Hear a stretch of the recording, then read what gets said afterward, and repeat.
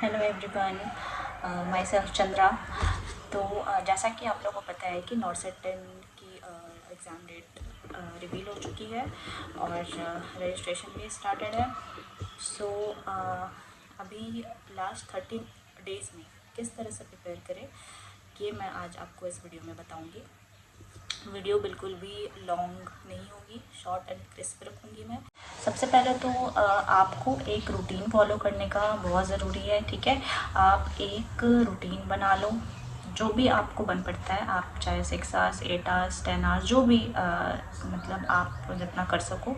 लेकिन ये है कि आपको कंसिस्टेंसी रखनी होगी। आप ऐसा नहीं है कि आज आप थोड़ा सा पढ़ ले रहे हो, फिर कल ज़्यादा पढ़ ले रहे हो, ठीक है। इस तरह से नहीं करना है आपको। आप डेली एक रूटीन को मेंटेन करो।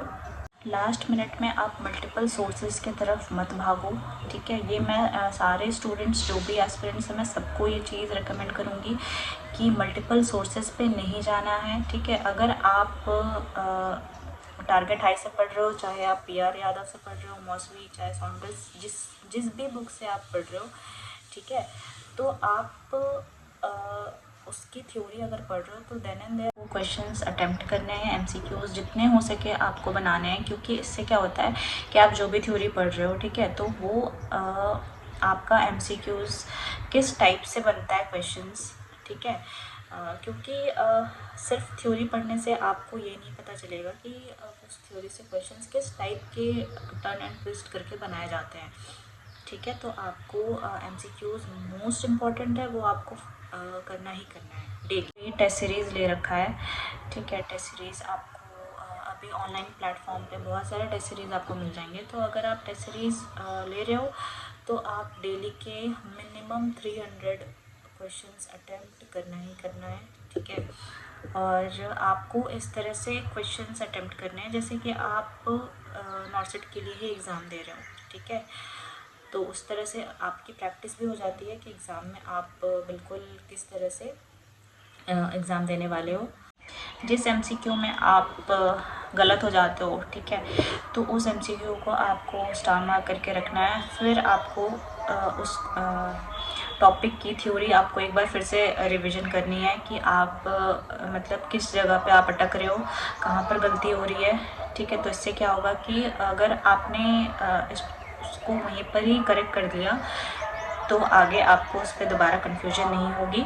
सो लास्ट 30 डेज़ में अभी मैं आपको यही रिकमेंड करूँगी कि आप न्यू मतलब चीज़ों पे मत जाओ, न्यू टॉपिक्स पे मत जाओ। आपने जो भी पढ़ रखा है, ठीक है, आप उसी को कंटिन्यू रिवीजन करो एंड जितने मैक्सिमम हो सके क्वेश्चंस अटेम्प्ट करो। Guys, PYQs is most important, ठीक है। आपको प्रीवियस ईयर्स क्वेश्चंस अटेम्प्ट करने ही करने हैं, क्योंकि 50% क्वेश्चन जो हैं वो रिपीटेड होते हैं, ठीक है। मैं तो बोलूँगी कि 50 to 80% question are repeated from the PYQs।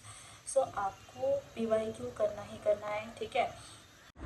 नॉर्सेट 9 के भी पेपर्स में कहीं बहुत सारे स्टूडेंट्स ऐसा बोल रहे थे कि नहीं, क्वेश्चंस बिल्कुल भी रिपीटेड नहीं थे। लेकिन अगर आप ध्यान से देखोगे तो क्वेश्चंस बिल्कुल रिपीटेड हैं, ठीक है। वो ट्विस्ट एंड टर्न करके आपको देते हैं।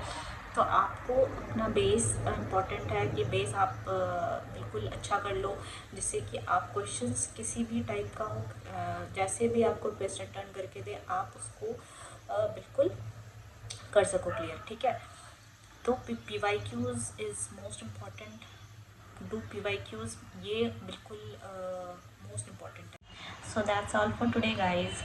सो नॉर्सेट के रिगार्डिंग अगर आपको कोई भी क्वेरी है तो आप मुझे कमेंट कर सकते हो, ठीक है। सो मैं नेक्स्ट पार्ट में उस पर वीडियो ज़रूर डालूँगी। सो ठीक है, ऑल द बेस्ट गाइज।